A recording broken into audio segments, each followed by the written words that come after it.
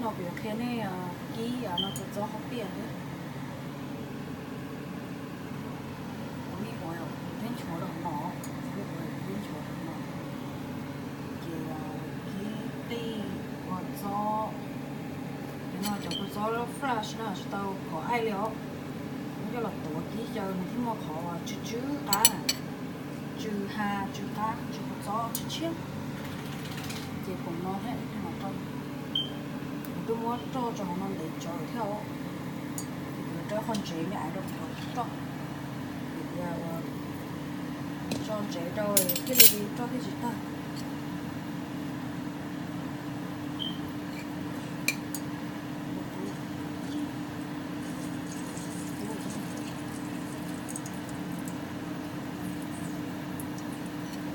cho cây cho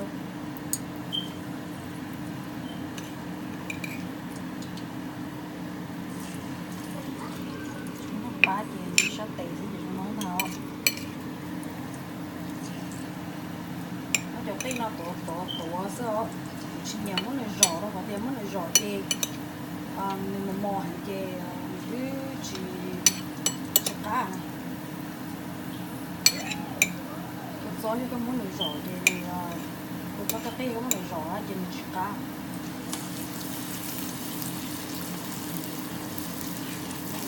đây là cái gì rồi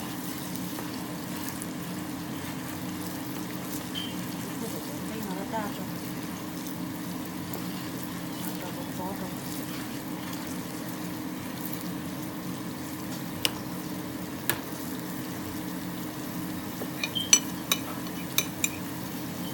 có cho cái là tao có cho là tao á thì nó thì nó khỏi thì trâu nó có là trâu cái gì nhỉ nó chỉ cho cũng là thì có biết nhé khỏi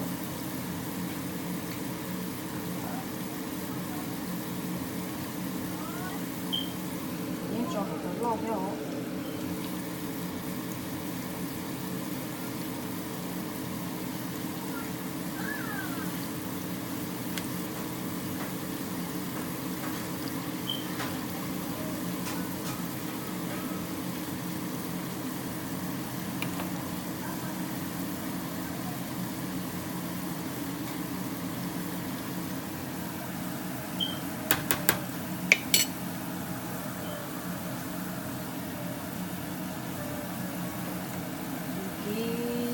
chỉ tao sáng là thì về chỉ có cái này là để chỉ cái gọi tay nào để bị cha chỉ cho bị chân đi về lộ rồi thì có mà cho nó gió rồi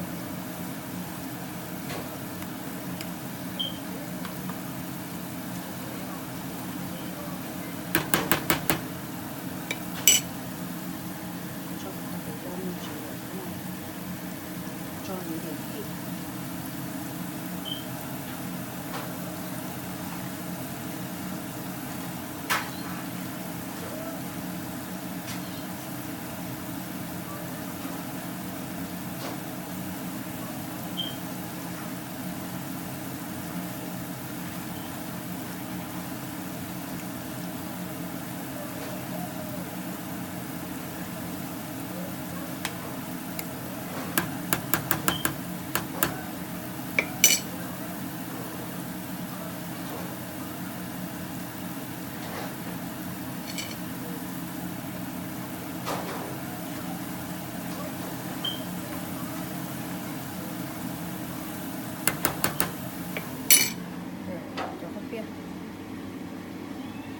lụa ta lời người ta cho nó thay của lụa thay tao của thay nhiều chuyện cho nó thay của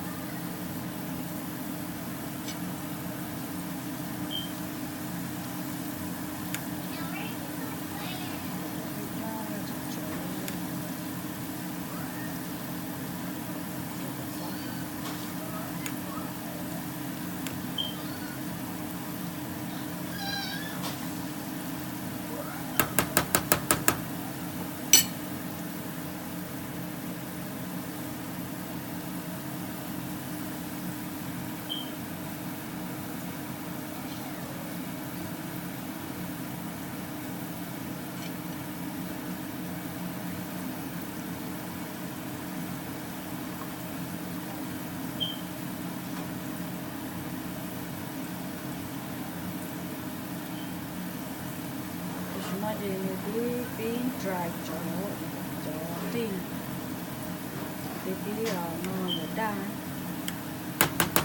nó cho cái gió này to cho cái gió này to cái to thì nó gió này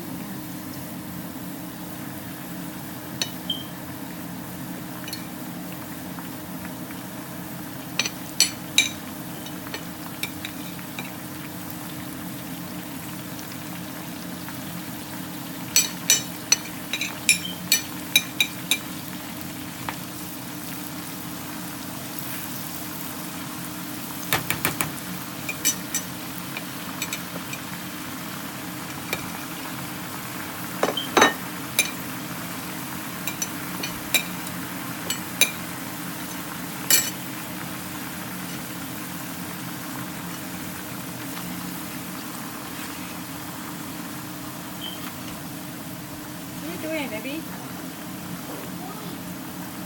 Huh?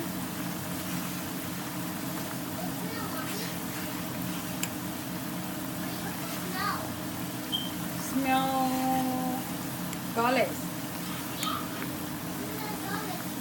Yeah, mommy fried garlic. My garlic? No, mommy make for coffee. You cannot eat this.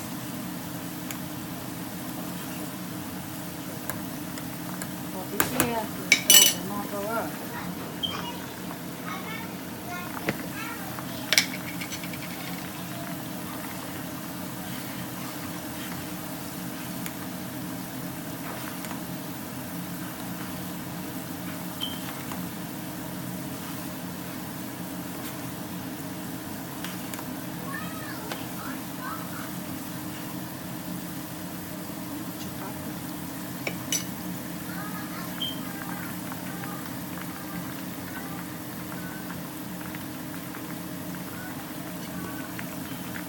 Cái số mụn nó mà nó cứ nhé của nó cứ nhé giống gì nè thì tôi cho nó sửa cho mà nó cho được đâu.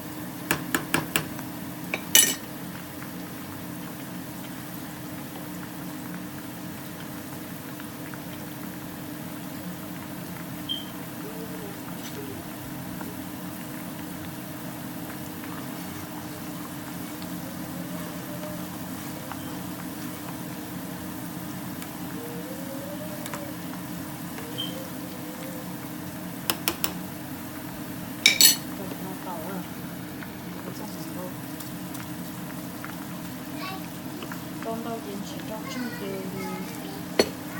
chỉ hàng sơ thì cảm thấy有面到了那种。